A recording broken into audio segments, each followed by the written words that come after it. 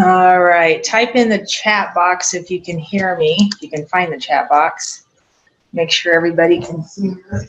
All right, so what we're talking about today basically is this idea of a whole brain state. And the reason I want to talk about this is because I got on a call with a guy the other day, and he said he'd taken PSYCH-K, if you're familiar with PSYCH-K. He had done all these different things and played with the idea of a whole brain state. And he goes, it just doesn't work for me. And I was like, well, you have a whole brain. If you understand the concept and the reasons why it works, it should work. There's no reason why it shouldn't work. Unless you have like something massively wrong, like the system itself doesn't work, right? So we kind of went through that. And that's why I'm doing this particular session today and going over a whole brain state, because it will work if you get this right. So what is a whole brain state? Let's talk about that first. Whole brain state is basically utilizing both hemispheres of your brain at the same time.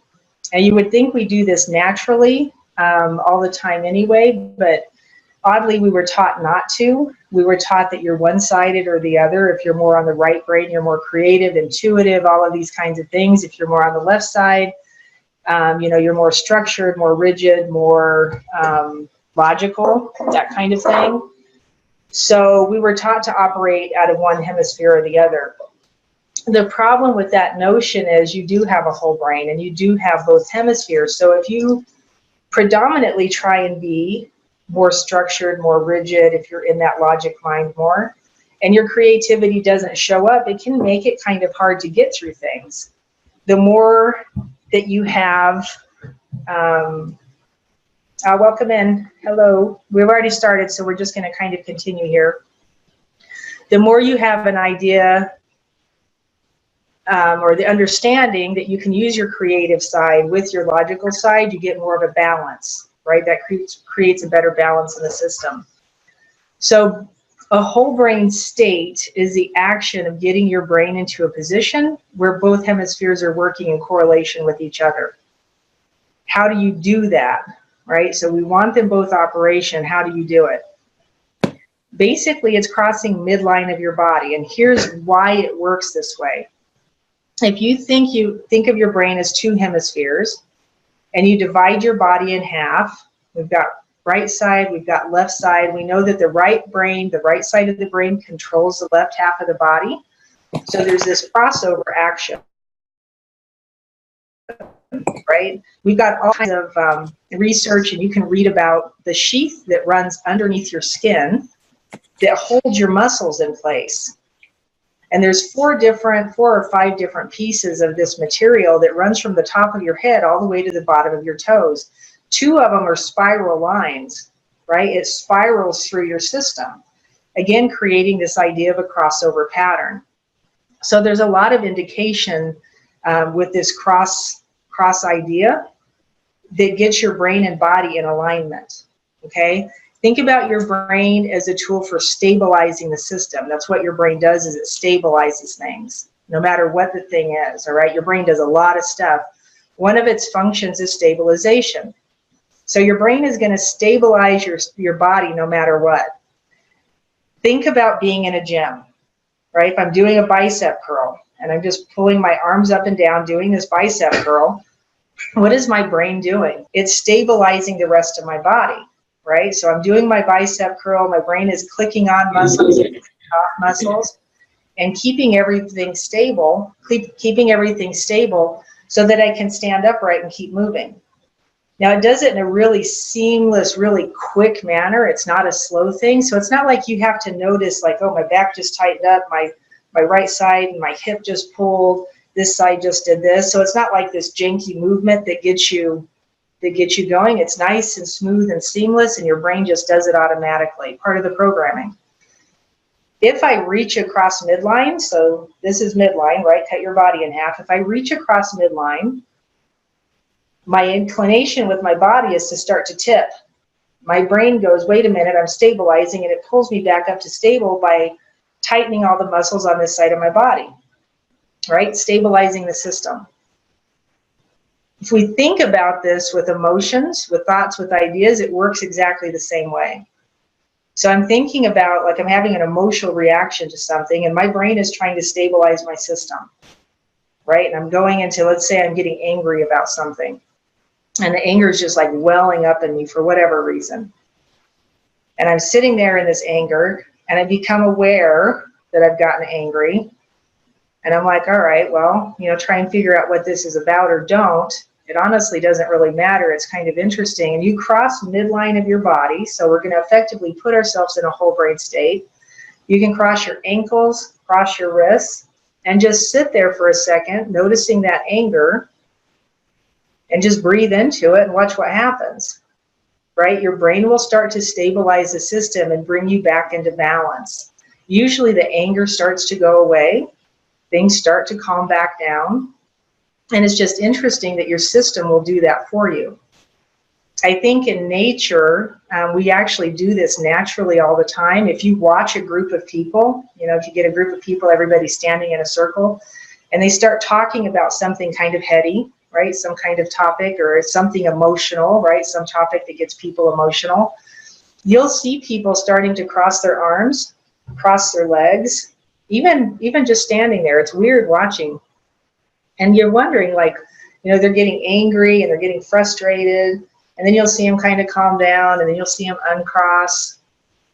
It's really because their brain has become balanced to whatever's going on around them. The second you cross your arms and legs, your brain has to stabilize the system. And if you're going into an emotional reaction, it'll pull you back out of that emotion a little bit, give you a chance to kind of resituate, and then you can carry on the way you need to. We were taught, and I'm trying to think of the name of, there's actually a group that teaches people how to speak. I'm not going to think of the name of this group off the top of my head. Oh, Toastmasters. Toastmasters was a good one for this. They teach you not to cross your arms because it's rude, it's shut, and they actually tell you this. If you look their literature up, you can look it up online, it shuts your brain down. And what else do they say about it? It makes you standoffish, like you're being, standoffish to people. It closes you off from people. And that's anything further than the truth. It actually opens your brain up in a different pattern so that you can think about something differently. And to us, it might look standoffish because you're closing, right? You're closing down your circuitry. You're pulling yourself in. But what you're really doing is giving yourself to operate and function differently. And you usually only 3 or 4 minutes standing like that. Sometimes it doesn't even take that long. You'll end up with a different perception because your brain comes online. Both hemispheres start working together instead of one side or the other. Usually, when somebody is having an emotional reaction, you are reacting out of one side or the other. You're either being overly, on one side would be overly logical or really rigid and structured about something, or you're being overly creative and being really intuitive. And it throws you into an emotional situation. If you can get both halves working together, it's a totally different perception about whatever's going on. Does that make sense?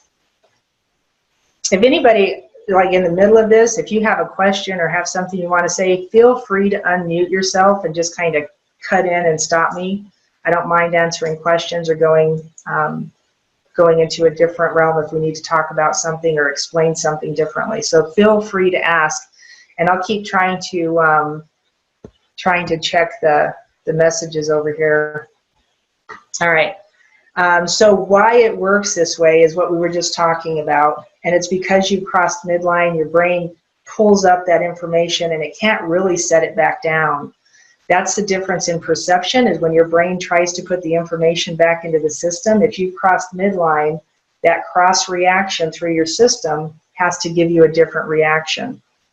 So here's what happened on my call the other day. I was talking to this guy and he said, well, I put myself in a whole brain state and it never does anything.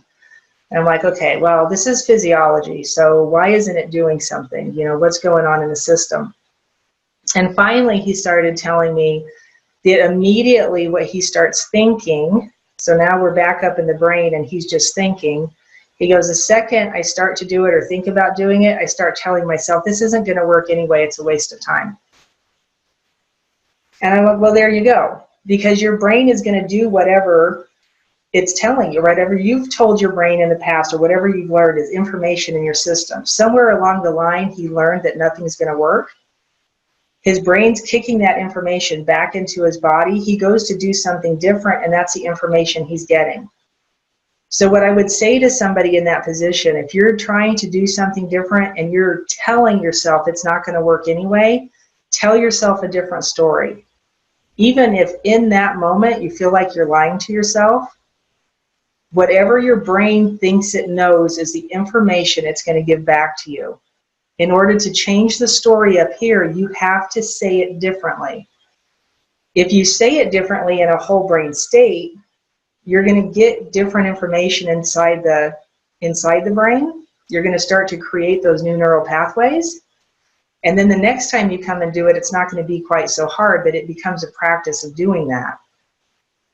So the same person was telling me that as he's doing these kind of exercises and he was really trying to get in and change his mode of thinking, it's always that negative thought that kind of sneaks in the back door. The second you hear that, you have to go after it, right? If it's not your truth and it's not something that you want to live in, if you want a different program, you have to start creating the different program. You have to start putting information into the system to get different information out. Does that make sense? Christy? In a whole brain state, we get it in there stronger and differently. Go ahead, Joel. Just to clarify, when you say it, you're not saying, it's not just in your mind. You want us to actually verbally say it out loud. I do. Okay. Yeah. Do you have an experience with that? Oh, no, I was just wondering if it's more beneficial to actually say it out loud versus just trying to combat that in your mind. I think saying it out loud is more powerful because it gives you a different set of chemicals. Oh, okay. Right? When you're just saying something inside your own head, you're in there fighting against the negative and trying to give yourself positive. In the whole brain state, we actually get into the subconscious because this automatically will bring you into a high state of alpha.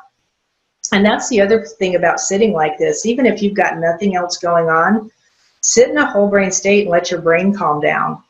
It throws you automatically into a high alpha state. And we know this from science. They actually put, the electrodes on people's heads and just have them sit there and see what their brain waves do. And without fail, that's where they go, is into high alpha. If you say a statement out loud, and so think about this. This is actually really good. If you're saying something negative out loud, what happens? Those negative statements out loud give you all kinds of information and room to move, right? You start acting in the negative patterns that you start speaking. It happens the same in a positive manner. If I say something positive, and I can be thinking it in my head, and then I'm combating the different things. Whoa, my computer just went crazy. Hopefully everybody's still on here. If you're combating these different things inside your head, when you start speaking it out loud, it's a different set of chemicals, and you respond to it differently. Does that make sense? Yeah, that makes sense. Thank you. Yep. Do you have anything else on that?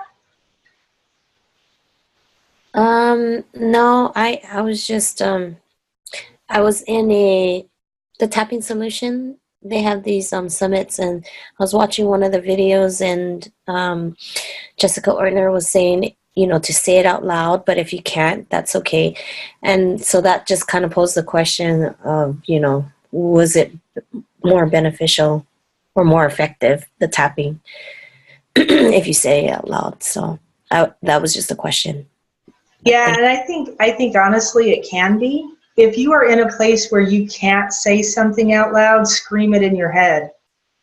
I've had people, there's situations where the information is so deep in your subconscious, right? The negative thing is so deep, it's been so buried into your subconscious, that saying it quietly to yourself, whether you're tapping or in a whole brain state or whatever method you're using, just saying it to yourself. I heard somebody else saying, just whisper it to yourself over and over.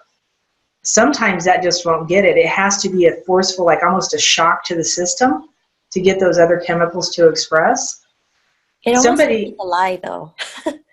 Some of the statements, right? Yeah. In my mind, it's like, what? No, I don't really feel that way. Right, and so that's the subconscious talking. Oh.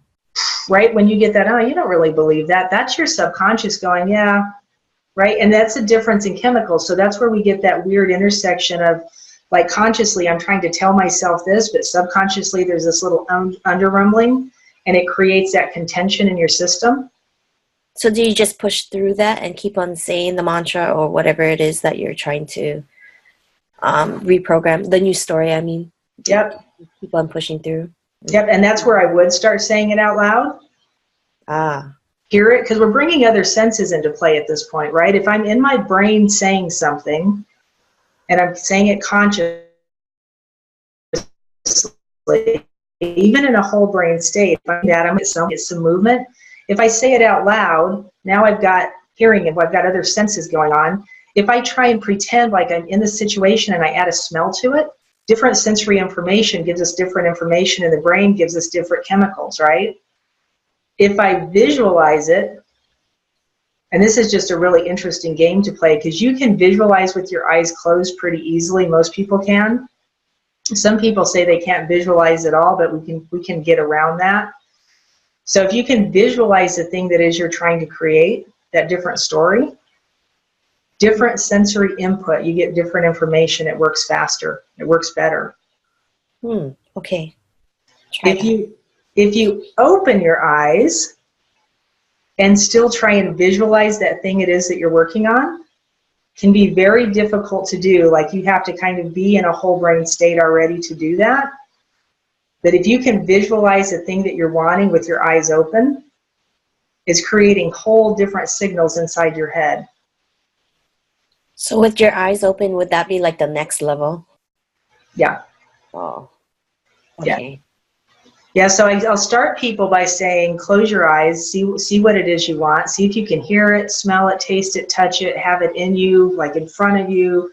Really just like feel yourself, fill your space with it, with the idea of it, with the feeling of it, and really see it. Like, you want to see this picture of this thing inside your mind, and then open your eyes and don't let go of the picture. Because once your eyes open, sensory perception, you start seeing all this other stuff around you, and your brain goes back into its old pattern. That's a window, that's a cup, that's a bottle of ketchup, that's my computer, there's the floor, right? All the stuff I'm seeing has labels to it. But when I open my eyes, I'm still trying to hang on to that picture of the thing I'm creating, and it throws your brain into this weird place where it has to really work to stabilize the system.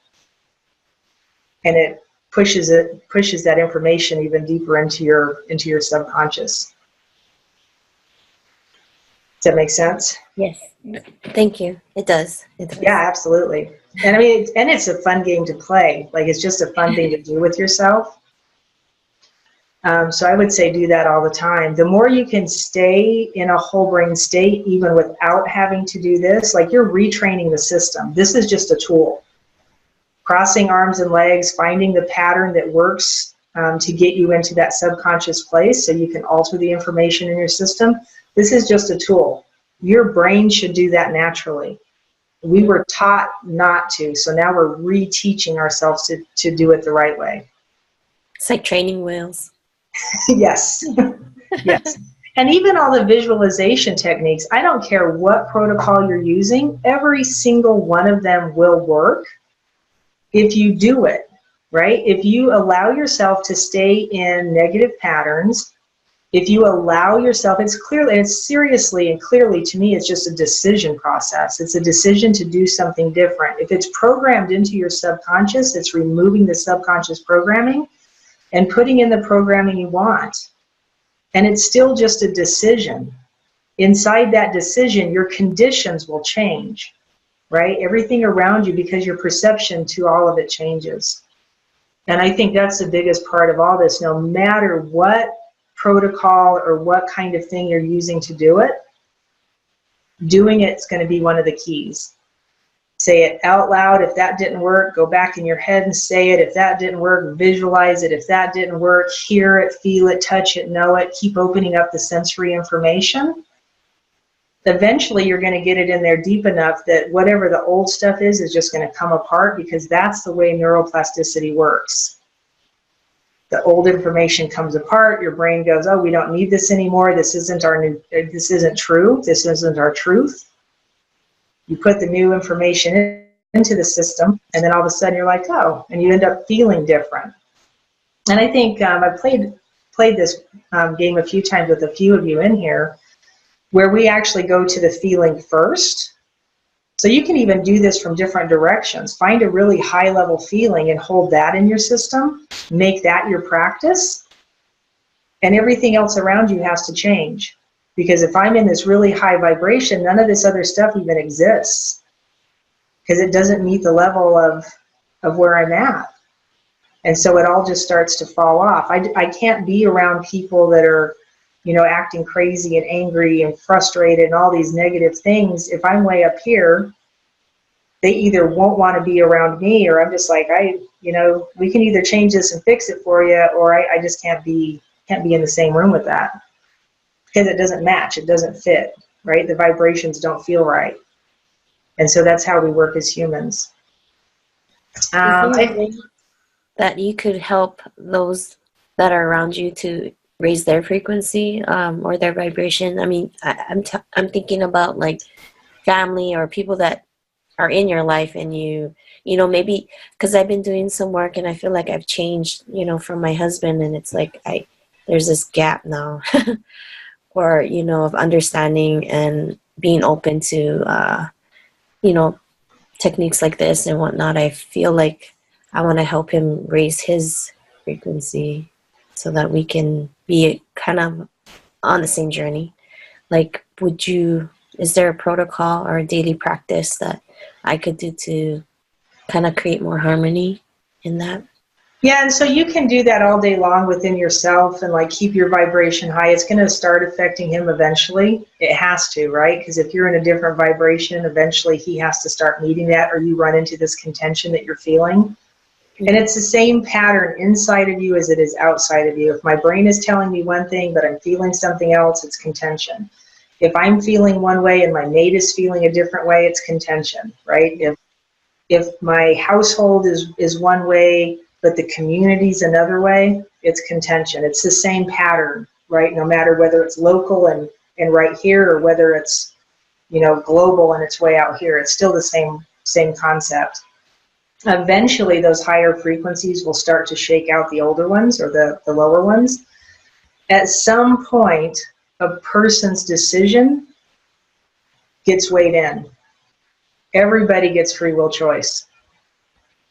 And that's the tough part about a lot of this stuff, is a person inside of a relationship will start to change. And you'll find this place where you're doing pretty good. And you're like, wow, this is pretty cool. And the mate's just like, I'm not buying it. I'm not there. And they're just not ready yet. They're not spiritually, like, haven't grown enough yet. There's all different kinds of reasons for it. So you either start working on patience and you're just kind of playing the waiting game, or, you know, sometimes just sitting down and having a real conversation and speaking your truth about it makes a huge difference. But it takes you opening up and saying, okay, we need to have a real conversation about this. Okay. Okay, thank you. Yeah, that's a tough one. I had a gal not too long ago in the same situation, and she really opened up like everything. She was like, just be honest, be in truth. And her situation is way different than yours.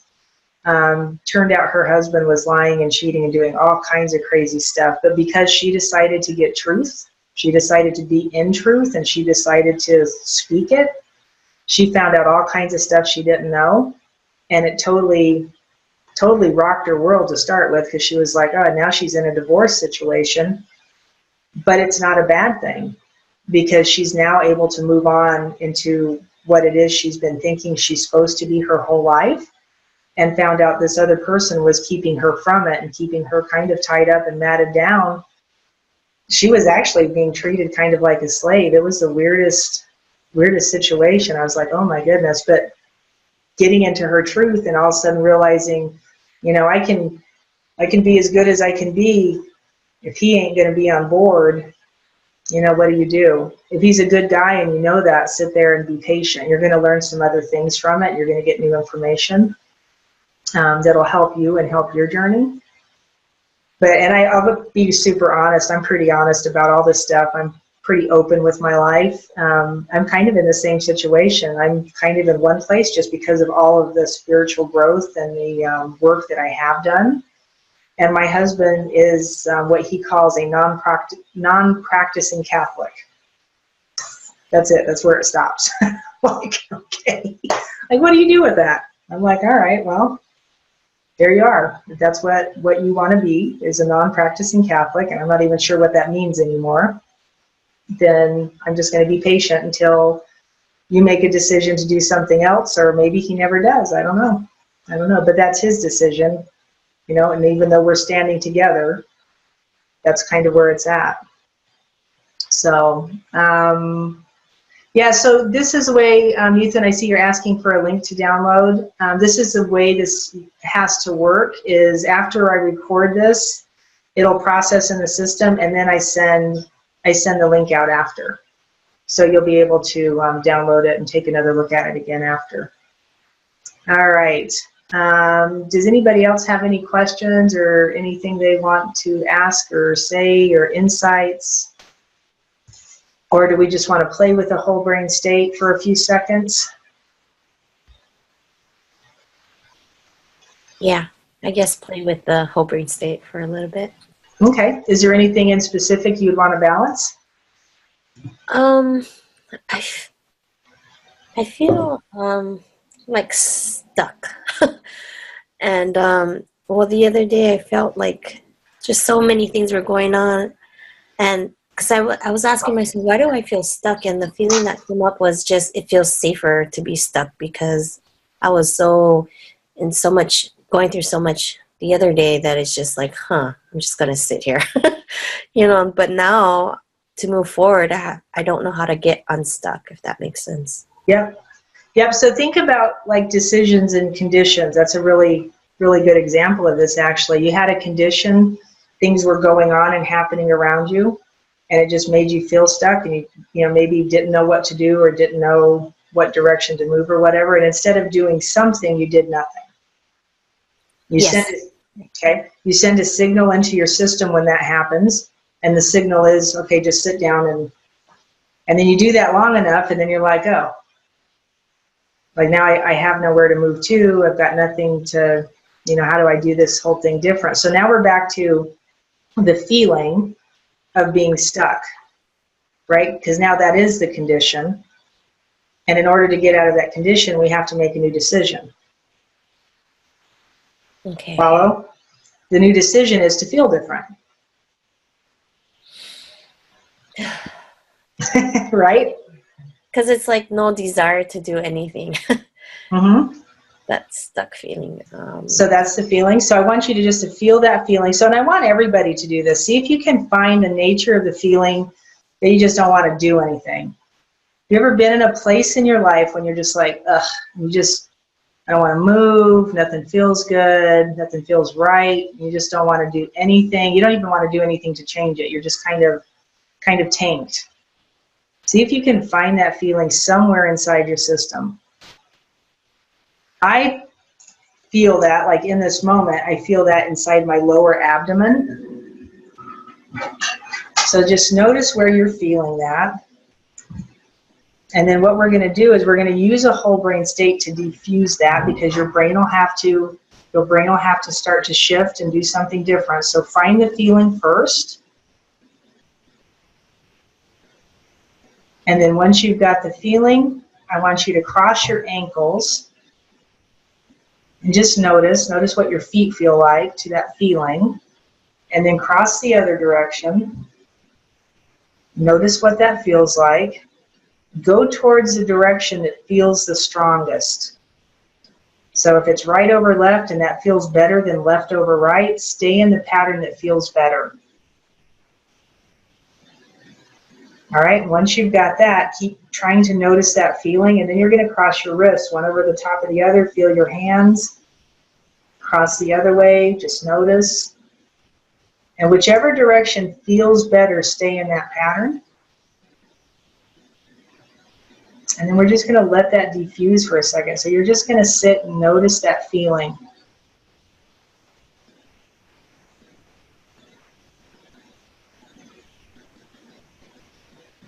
And just try and pay attention to it as much as you can.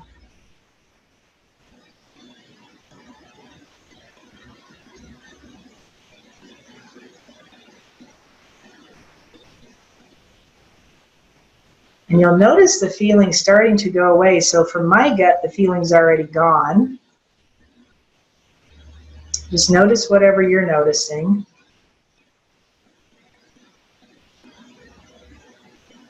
And then you're just going to make that decision to feel different. So sometimes feeling different, we have to access an old memory. So I want you to think about something that makes you feel good. A place that you've been, somewhere that just made you feel like, oh, this is the best place in the world, right? Maybe it's on a beach, toes in the sand, sun on your face, you can smell the water. Maybe you're in a forest, you can smell the trees. Right, it's probably cool. You can feel moss or rocks under your feet. Maybe there's a brook running by you. Some place that just puts you in awe, just felt good inside your body. I want you to smell it, touch it, taste it, feel it. Really let yourself go there.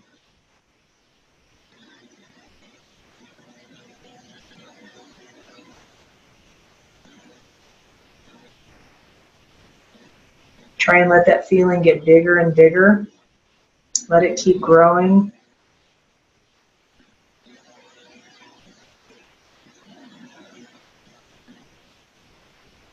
And if you're feeling this better feeling, if you're feeling this higher level feeling, I want you to see if you can take it down wherever you felt stuck in your system. Whatever stuck meant, I want you to take this feeling down there.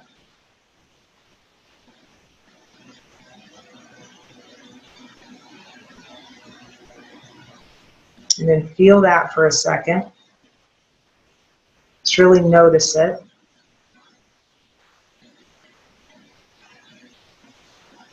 So you're basically implanting this higher level feeling into the place where that stuck feeling was.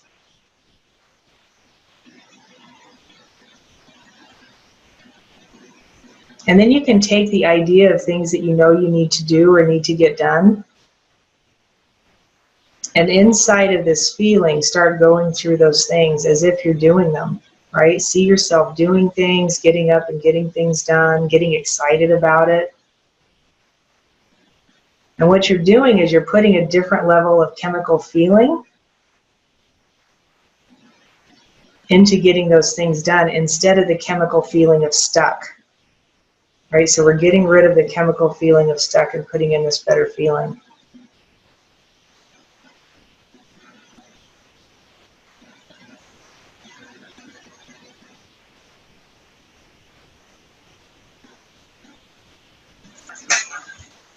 All right, and then on top of all of that, while we're doing this, I'm actually getting the feeling of unsatisfied. So I want you just to notice the feeling of unsatisfied for a second. And we're going to get rid of that feeling. So while you're in your whole brain state, take a nice deep breath. And then just blow it out. We're just going to release that.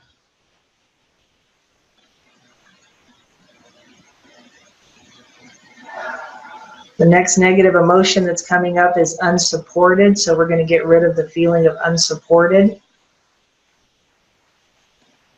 And you're trying to stay in this higher level feeling this whole time. So we want to keep that feeling alive and going through our system. And we're getting rid of unsupported. So big breath in. And blow that out.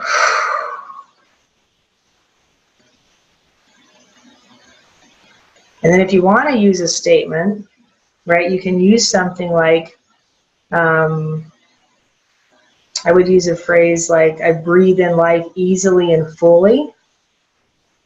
Notice what that feels like in your system. I breathe in life easily and fully. So do your breaths.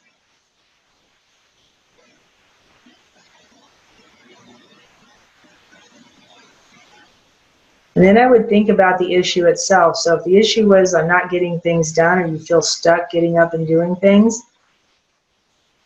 Use a statement that just counters that whole idea. I am motivated to get things done. And you can say these out loud if you want to. I am motivated to get things done, and feel that inside your system.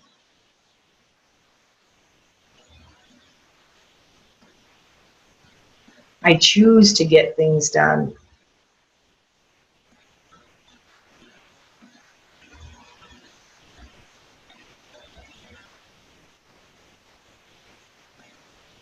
And think about it for a second. Without the negative attachments inside your system, those feelings to go do other things will be easier to get yourself up and motivated to do whatever it needs to be done.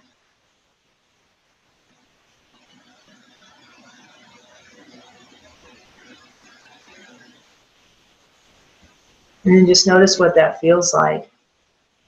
You can even throw the concept of a superhero in there, right? So put yourself in the stance of that superhero. Your feet are firmly planted on the ground. Shoulders are down and back. Your core is nice and tight. The energy from the earth is rising up inside of you. The energy from heaven is coming down from the top and meeting in that center. So right in that power point, right in the center of your body.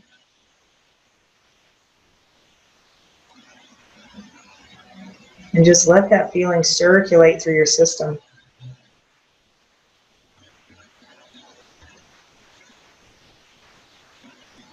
Feeling powerful will always give you drive and to move and do something to move forward. So you always want to try and find that powerful feeling.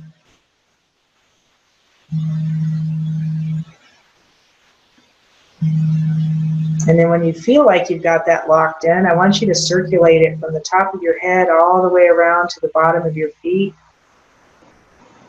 Feeling the best part of that feeling. Let it circulate through your system.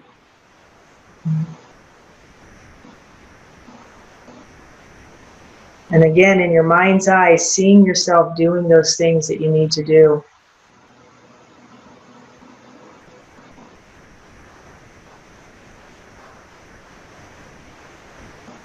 And doing those things with this feeling in your system actually will make them easier to do.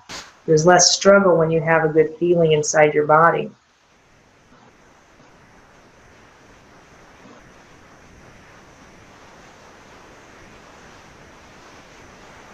And then when you're ready, uncross your legs, uncross your arms, press your feet firmly into the ground, press your hands into your thighs, bring yourself back.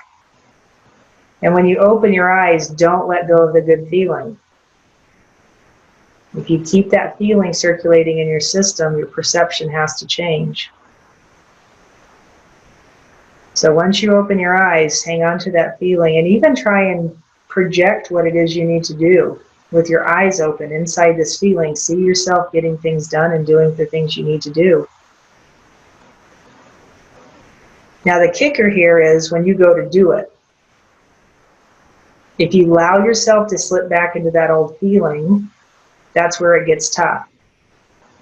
If you keep yourself in this higher level feeling, keep this circulating through your system, go do the thing, right? Set yourself up for success. Start here first. Don't just jump into the thing and think it's going to switch gears. Bring yourself into this place first and then go do something, right? Have the outcome pre-planned inside your mind. This is the end goal that I want to reach. Do little short bursts, right?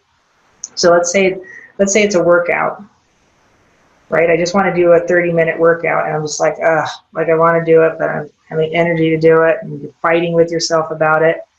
Find your feeling first, find your power feeling, bring that up inside your system, like really feel it moving you, and then think about going to work out. Think about finishing your workout. Have a picture of it. Shouldn't take any more than 3 or 4 minutes, right? Really power yourself up and then go do your workout, like in that minute. Go do it and get it done, right? 30 minutes, set a timer to it. Keep coming back to this higher level feeling while you're in your workout. You're really training yourself to stay in this higher level feeling. And that's pretty much the goal of all of it, is you want to train your system to stay here. Because if it goes back into the other stuff, circumstance, right, will happen. Your decision, do I stay feeling good or do I allow myself to slide down? And I know sometimes we don't catch it. It's when you become aware of it and you're like, I'm just stuck. What do you do different? What's my new decision? And it's literally thinking through that stuff and getting yourself back into a different position. Take a deep breath. If your eyes aren't open, go ahead and open your eyes. And then just notice how that feels.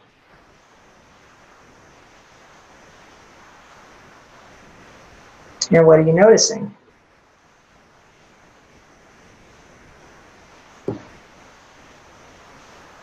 Hey, Christy, I noticed for me, at some point in the exercise, I felt uncomfortable with the positioning of my ankles and wrists, and so I switched over. So what was that?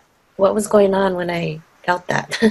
You're trailing neuroplastic, right? So we're back up in the brain. If you're sitting here and you're like, this isn't feeling too good anymore, and you do this, and you're like, oh, your brain is like, oh, it's following the trail, right? So switch. If it doesn't feel good anymore, switch it over and keep following it. Once you're in that higher level feeling and your brain is restabilizing, you probably will get that feeling that you need to switch, right? And if you don't, that's fine too, but if you do, absolutely switch it. Go ahead.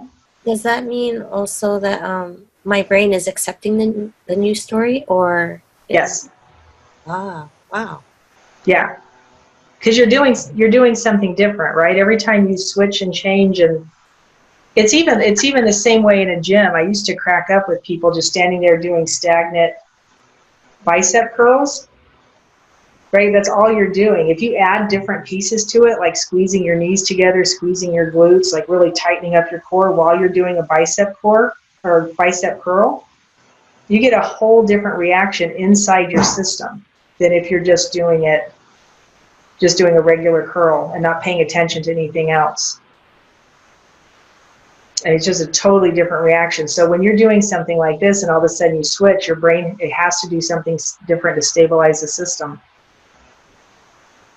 And then, yeah, you're just driving that deeper. Thank you. Mm-hmm. How do you feel now? I feel actually,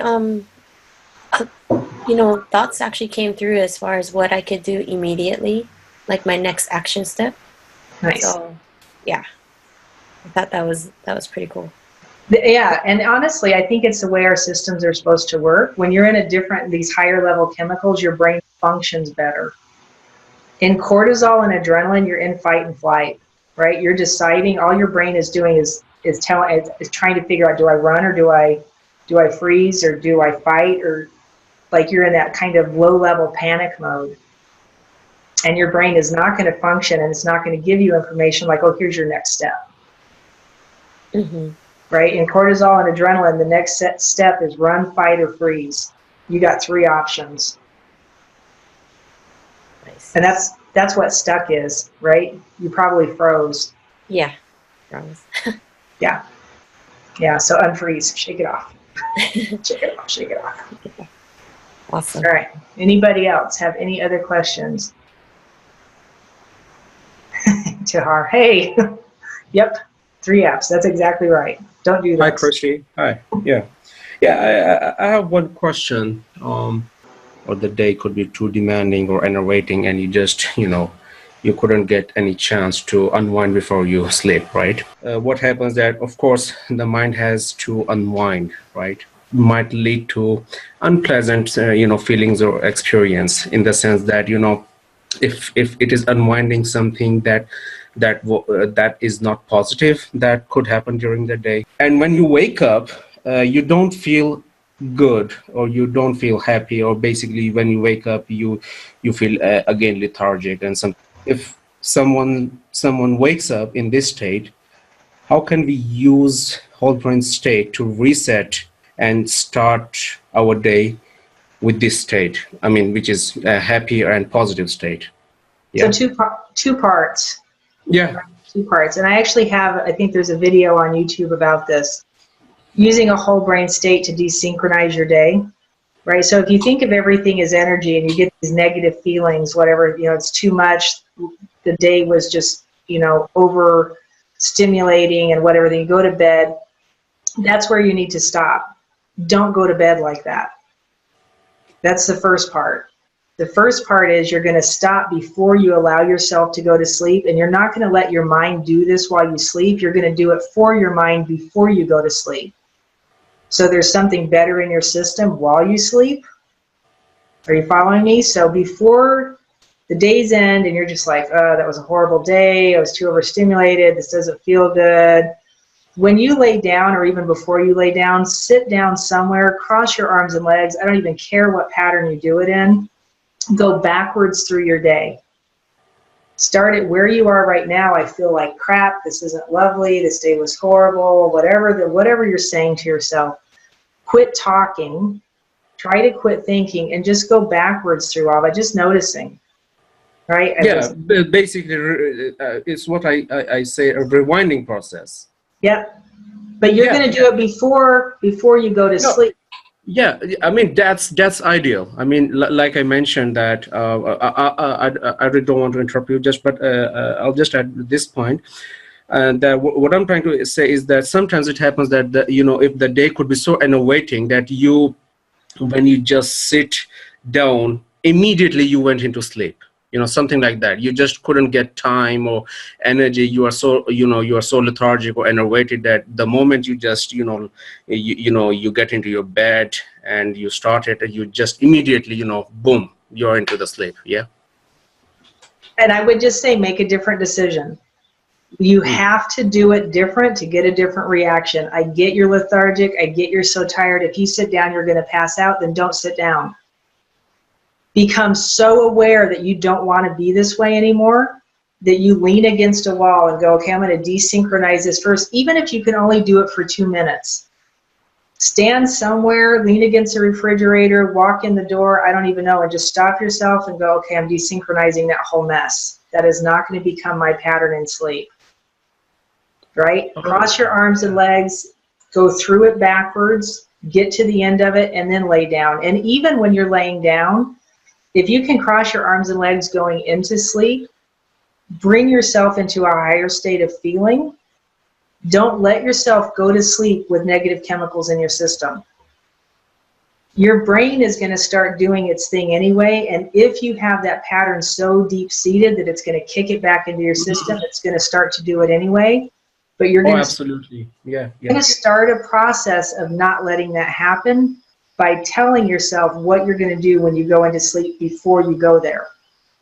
Right. Yeah, yeah.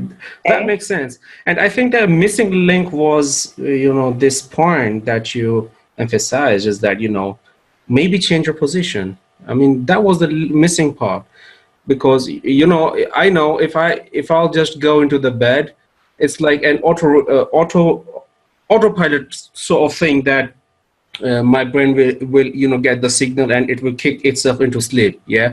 So maybe stand up and just desynchronize in the whole brain state. So basically change the position, right? Yeah, because if you're doing the same thing and getting the same result, that's our definition of insanity, right? So you have to do it different, whether you're sitting, standing, whatever. Eventually you're going to get to a point where you're like, that starts feeling so good, you want to do that. And you're like, oh, I'm going to do this first. And then when you lay down, put yourself back in a whole brain state and pull up your superhero power. Find that feeling inside your body and try and allow yourself to go to sleep in that higher level feeling. Right? Your brain might revert back, just because once you're asleep, you don't have the essence of control. But over time, if you keep doing this and you keep you're giving your body the chemical hit, eventually your brain's going to be like, oh, that's my feeling. And even in sleep, it's going to go to that feeling. Does that make sense?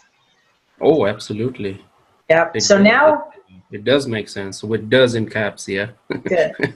So now when you wake up in the morning, so let's say you're just starting this process and you wake up and because you're still getting the negative hit of chemicals, and so you're feeling lethargic and you're just like, in that moment you stop And you have to change the situation in the moment. So I woke up and I still feel like crap. I'm going to desynchronize my sleep state.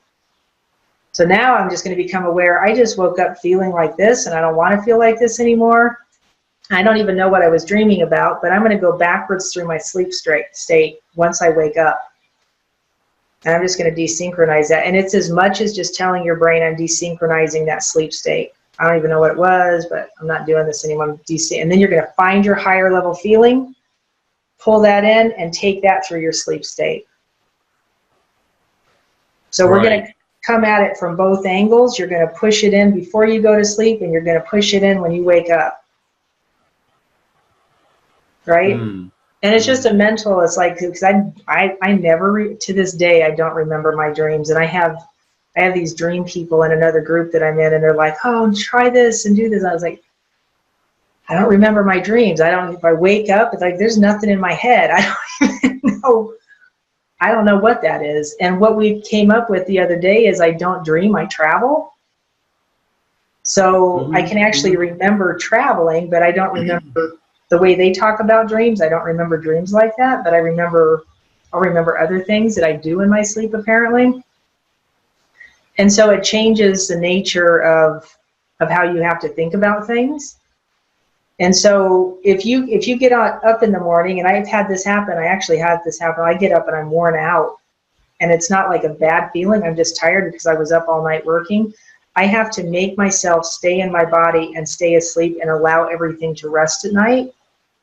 Because I got so used to going out and trying to pick up pieces and fix things at night. And I don't know where that came from. I don't know how that happened, but I've just recently figured out that's what I do, and it's why I wake up so tired. So now when I wake up, I'm desynchronizing whatever it was I was doing, and even if I don't know what I was doing, and then I'm finding my higher level feeling and literally pushing it into my sleep state from the wake state. Like I just woke up and I'm like, okay, here this is, and I'm going to go backwards through sleep state. Here's all this good feeling. I've been doing this literally. It's funny you brought this up. I've been doing this literally for about 3 weeks. And I'm just now, in fact, last night was rough. I don't know what happened last night, but I woke up with a crazy weird headache on this side of my head. And I was like, well, so desynchronized. Like the second I woke up, I was like, okay, I'm not walking through the day with this. And I pushed the feeling back through the sleep state. Before last night, I was getting to where I was waking up pretty good.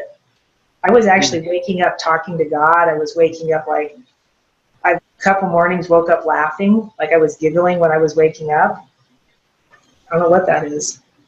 But it's definitely a difference in chemicals in my system. Right? So feeling better. Right. So, yeah, please continue. Yeah. I got nothing. What do you got? Oh, yeah. I thought you okay, yeah. No, so, the thing is that what I've observed, if I change position, then moving to a new position is more effective. Let's say I go into my whole brain state while I'm sitting, right? Okay. The first day I do it, I feel, oh, it's really effective, right? The second day I do it, and by the end of, after 7 days to 2 weeks, right? If I keep doing that whole brain state protocol in the same posture, while just sitting, I feel that the effectivity somehow is compromised or is reduced, the effectivity that I would feel the first day or the second day or the third day, I won't feel that, let's say on the 9th day or the 12th day, right? So, I mean, with what just you mentioned right now, and, it really clicked me that changing posture, can help with that.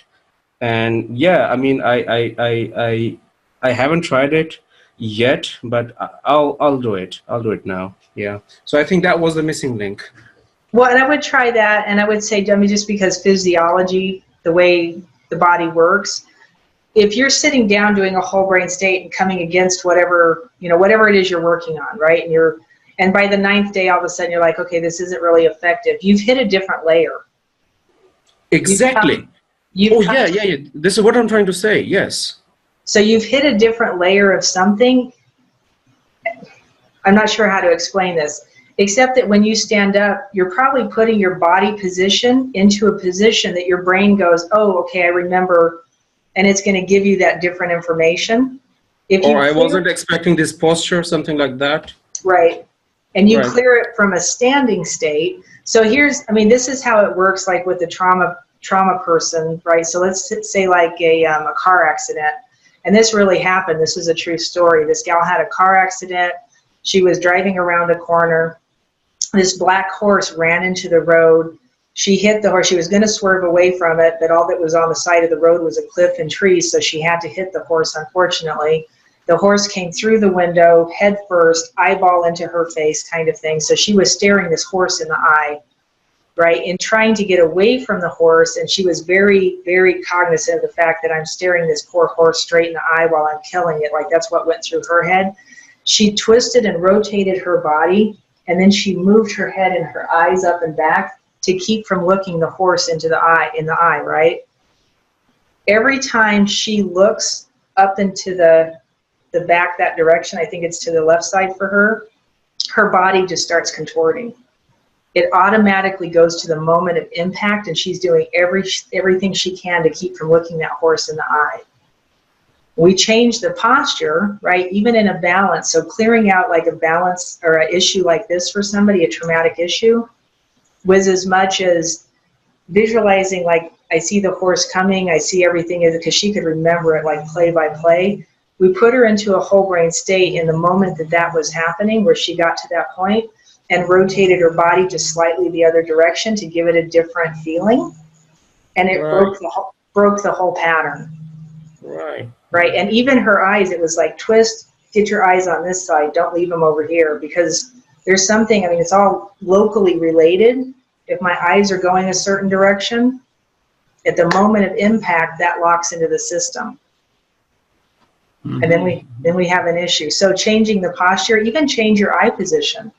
While you're in a whole brain state, try rolling your eyes up in your head. So basically, we don't have to always, keep our eyes closed. In a sense, being playful with the different postures while being in the whole brain state. And, any posture can click you or can resonate within you in that moment, right? Yeah. Mm-hmm. And if you're coming at the issue, so like if the issue is a past issue, right, that's caused whatever the problem is, and you find the actual posture that you were in, that it actually happened in, if you come upon it like her, right, you found the actual problem and rotated out of it the other direction in a whole brain state while going through the issue. And we didn't go through it forwards, we actually went through it backwards. We're going through the issue backwards, rotating the other direction, the whole pattern blew out. It all came undone. So if you can, like in a standing, all of a sudden you're like, oh, so you hit a different level of it, right? Now standing works different. Try rotating your eyes into different positions and see what happens. I do know that when you rotate your eyes straight up into your head, right, and they start to kind of flutter, if you do that, you'll feel kind of a fluttering sensation, even out of a whole brain state. You'll start to feel your eyes flutter. It's almost like you're throwing yourself into REM state of sleep. So you're hitting kind of a level of theta just by rolling your and just leaving them there for a second, letting your brain do its thing. In a whole brain state, that again will change the whole nature of whatever it is you're working on. Right. Just another level of it, right? If you want to be playful and you want to play around with it, see what happens. Right. And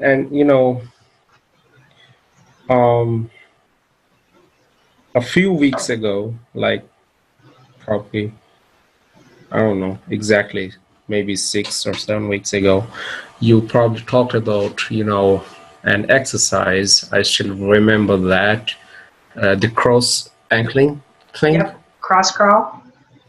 Yeah, exactly. Mhm. And you made a video of it on YouTube, Yep. right? I should remember it. So doing that cross crawling is related to this whole brain state as well. Well, and it is a type of whole brain state. When you're doing a cross crawl, we can actually, if I have a person that's just really stuck, we can't figure out where this is coming from, whatever the issue is, we'll do that cross crawl just to see, is it on the left hemisphere or the right hemisphere, and then I'll start working from that angle, right? If it's a person that's super, super stuck, if you're just kind of playing around in your system and trying to like see what you can shift, and you're like, okay, well, this is an issue, check and see what side it's stuck in, and then balance that side, right? Go back through the protocol that's in that video and do the thing and balance it. I'm pretty sure, if I recall right, that's how we figured out that her rotational pattern problem, we figured that out through that cross crawl idea, and just testing every little position until it was literally the rotation of the head and her eyes looking back that was like, oh man, that was it right there. And then the spiritual aspect of her looking into that horse's eye, that had huge implications. And when we realized that part of it, it was like, wow, let's rotate the other direction and just pull you out of it. Physically, what it did was undo the whole physical issue, stopped all of her pain. Emotionally, what it did was let her know, I mean, she's sweeping back and forth and actually catching glimpses of this horse's eye.